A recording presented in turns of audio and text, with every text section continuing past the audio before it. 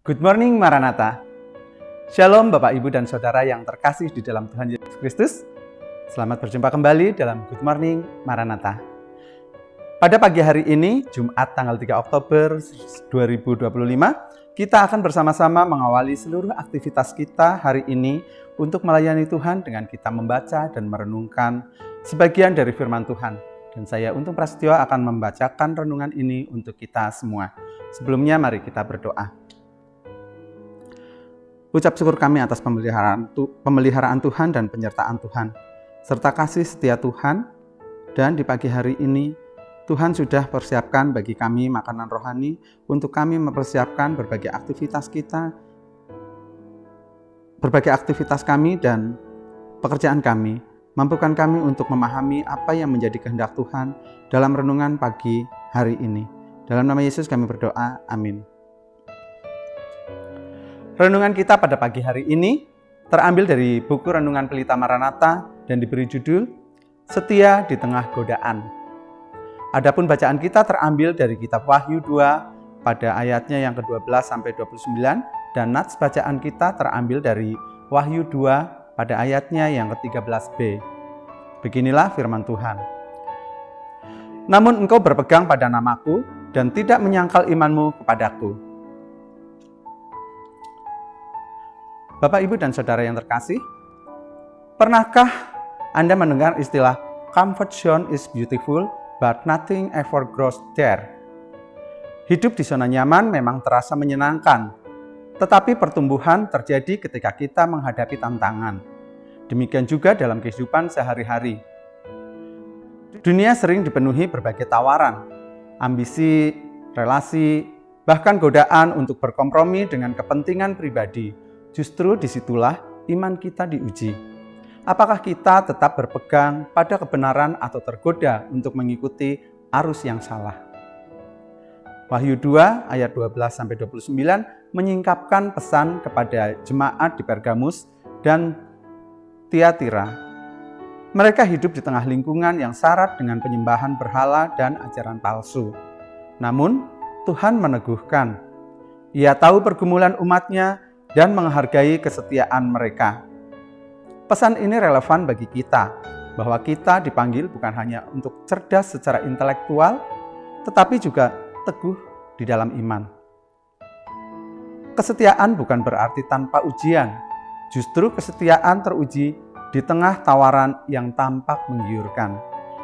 Bapak, Ibu, dan Saudara yang terkasih, karena itu, marilah kita belajar setia kepada Kristus di tengah dunia yang penuh warna dan tantangan. Tuhan tidak hanya menilai prestasi kita, tetapi juga integritas hati kita. Seperti jemaat di Pergamus, kiranya kita tetap berpegang pada namanya, sekalipun godaan datang dari segala arah. Refleksi, kesetiaan kepada Tuhan lebih berharga daripada kesuksesan di dunia ini. Sebagai pertanyaan yang untuk kita dalami adalah, dalam situasi tekanan, bagaimana kita bisa menunjukkan kesetiaan yang nyata, bukan hanya dalam ucapan, tetapi dalam tindakan sehari-hari. Mari kita berdoa. Kami bersyukur ya Tuhan karena pertolongan Tuhan dan berkat Tuhan sehingga pada pagi hari ini kami boleh mempersiapkan diri kami untuk memasuki hari-hari di dalam kesibukan-kesibukan kami dengan kami boleh membacakan sebagian dari firman Tuhan. Terima kasih juga karena Tuhan telah mengingatkan kami dan mengajarkan kami agar supaya kami tetap ingat pada Tuhan dan bahwa kami selalu bersandar pada Tuhan karena kasih setia Tuhan selalu nyata bagi kami. Bahkan juga Tuhan selalu mengingatkan kepada kami agar supaya kami tetap berpegang pada kebenaran dan tidak tergoda untuk mengikuti arus yang salah. Tuhan, kami mendoakan untuk saudara-saudara kami yang saat ini sedang sakit, Tuhan, kiranya Engkau yang akan menyembuhkan dengan kasih-Mu. Dan Tuhan, kami juga teringat akan saudara kami yang akan undur dari hadapan-Mu, Tuhan. Kiranya dengan kasih setia-Mu, Engkau yang akan merangkul dengan penuh kasih dan kesetiaan. Persiapkan kami hari ini Tuhan untuk memulai setiap aktivitas kami. Dalam nama Yesus kami berdoa. Amin.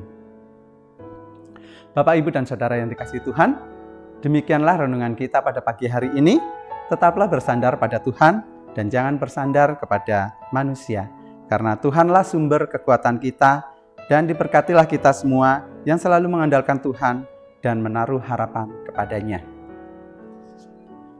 Visi dan misi Universitas Kristen Maranatha.